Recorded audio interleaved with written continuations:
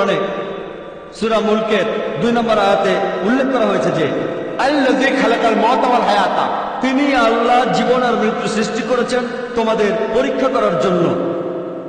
এখন আপনি এই প্রশ্নটা করেছেন যে কিছু মানুষ কেন জন্মায় পঙ্গু হয়ে আর কেউ গরিব, কিছু মানুষের জন্মগত কঠিন অসুখ থাকে। এই প্রশ্নটা হিন্দু দার্শনিকদের সমস্যায় ফেলে।